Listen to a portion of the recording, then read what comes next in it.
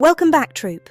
It's time for another expedition with the Story Scout. Grab your gear and open your hearts, dreamers. Today's story is about a special kind of treasure. One bright Tuesday morning, 4 best friends, Rahul, Anya, Vikram and Meena, gathered at the garden gate. The sun was warm and the air was filled with the promise of a big bicycle adventure. "Let's ride all the way to the Big Oak Park," Rahul cheered, pointing his finger at their hand-drawn map. Everyone agreed with a joyful shout, ready to explore the furthest corners of their neighborhood. But every good scout knows safety comes first.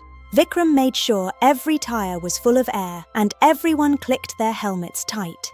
They were ready for anything, and they were off.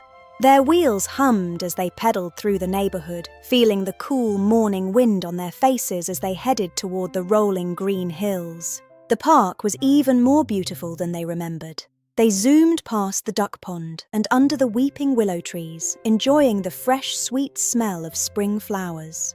"Race you to the old stone bridge!" Anya laughed, pedaling as fast as her legs could go. They clattered over the bridge, watching the water dance over the smooth pebbles below.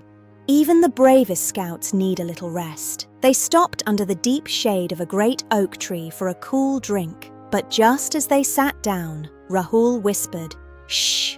Did you hear that?" The friends went very still. From deep within the thick berry bushes came a tiny, sad sound. Whimper, whimper. It sounded like a little voice crying out for help. Meena and Vikram crept closer and gently pushed aside the leaves. There, shivering in the bushes, was a tiny golden puppy. He looked very lost and very lonely. "Oh, you poor little thing," Anya cooed, giving him a gentle pat. "He must be lost," Rahul added. "We can't just leave him here alone. We have to find his family." Vikram looked closely at the collar. "The tag says his name is Barnaby, but the phone number is scratched off." Meena stood tall. "The Story Scout troop never leaves a friend behind." With Barnaby trotting happily beside them, the friends began their search. First, they asked Mr. Green, the park gardener, if he had seen anyone looking for a missing puppy.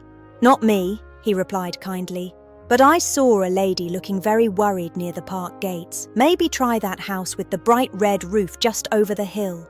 They moved into the neighborhood, checking every gate and every fence. They knew they were getting closer, but they had to be sure they found the right home. "Excuse me, Mr. Postman," Meena asked. "Do you know who owns this puppy?" The postman smiled. "I think I recognize him. He belongs at the house with the red roof." And then they saw it, a beautiful house with a bright red roof. "Look!" Vikram shouted, pointing to a flyer on the fence. It was a picture of Barnaby. This was definitely it. Rahul took a deep breath and knocked on the door. Tap, tap, tap. They all waited, hoping they were right. Suddenly, the door swung open and a lady looked out. When she saw Barnaby, her face lit up like 1,000 stars. "Barnaby, you're home!" she cried, hugging him tight. She was so thankful to the kind and brave scouts. "You are the kindest scouts I've ever met," she said, offering them warm cookies. They tasted like victory and kindness. It was the perfect reward for their mission. They said their goodbyes and headed home as the sky turned a beautiful shade of gold. They hadn't just gone for a ride, they had saved a friend and felt so proud. Today, our brave scouts showed us that helping others brings the greatest happiness of all. We are so proud of Rahul and his wonderful friends. Thank you for joining our expedition today. See you on our next one. Happy scouting, dreamers!